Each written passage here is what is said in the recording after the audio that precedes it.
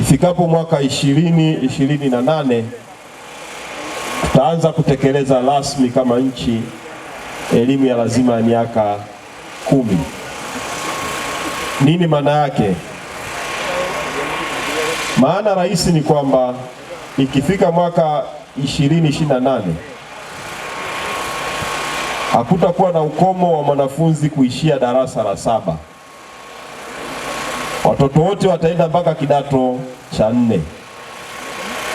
Kwa hiyo watoto watakaoingia kidato cha kwanza mwaka 2028 ndio watakuwa Watanzania wa kwanza ambao watakuwa na elimu ya chini ya kidato cha 4. Tunategemea kizazi hiki kitakapokuja kubakia chenyewe katika nchi yetu, basi mtu ambaye elimu yake itakuwa ndogo kabisa itakuwa ni ya kidato cha 4. Na hii vile vile imeenda sambamba na mabadiliko ya miaka ya kusoma elimu ya msingi. Watoto watakaosoma kuishia darasa la 7 mwisho mwakani, kwa maana yake darasa la 6 mwaka huu ndio watakaoishia darasa la 7. Lakini watoto waliopo darasa la 5 mwaka huu, wao mwakani ndio wanamaliza shule ya msingi, na baada ya hapo ni marufuku kuishia hapo kurudi kwenda kuchunga ng'ombe au kwenda kufanya shughuli za uvuvi kwa huku au kilimo. Ni lazima waende kidato cha kwanza na wamalize mpaka kidato cha 4. Sasa ndugu wageni waalikwa, na hasa wazazi, tuna wajibu wa kuhakikisha kwamba watoto wetu walioko darasa la 7 mwaka huu na walioko darasa la 6 mwaka huu na walioko darasa la 5 wanajiandaa ipasavyo kuendelea na elimu ya sekondari kwa maana kidato cha kwanza. Lakini sisi kama wazazi tuna wajibu kwa namna moja au nyingine kuhakikisha tuna miundombinu yote ya msingi ya kuwawezesha wanajiunga na kidato cha kwanza. Nimefarijika wakati napitia taarifa ya mkoa wa Songwe mpaka sasa hivi una madarasa ya ziada kwa kiasi kikubwa, takribani madarasa 600 na kitu. Kwa hiyo yawezekana au naweza kusema kwamba kama ni maandalizi ya elimu ya lazima miaka 10, angalau mmepiga hatua moja.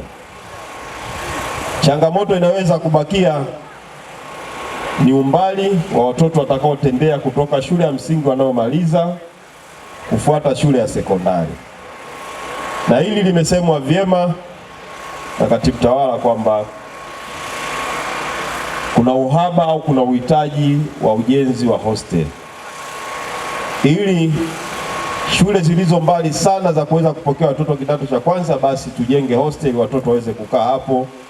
Kwanza tutakuwa tumepunguza umbali wa watoto kutoka nyumbani kwenda shule, lakini kubwa kuliko yote tutakuwa tumeimarisha ulinzi hususan wa mtoto wa kike ambao wao wakishafika kidato cha 2 pale kwa kiasi kikubwa tunawapoteza.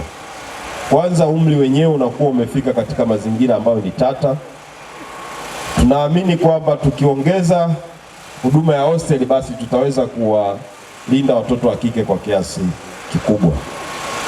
Nitoe rai kwa viongozi ngazi ya halmashauri na hasa Mheshimiwa diwani, naamini utafikisha salamu hizi kwa madiwani. Mnapokaa kujadili mipango ya halmashauri, mweke ajenda ya ujenzi wa hosteli katika shule ambazo zinapokea watoto wanaotembea umbali mrefu.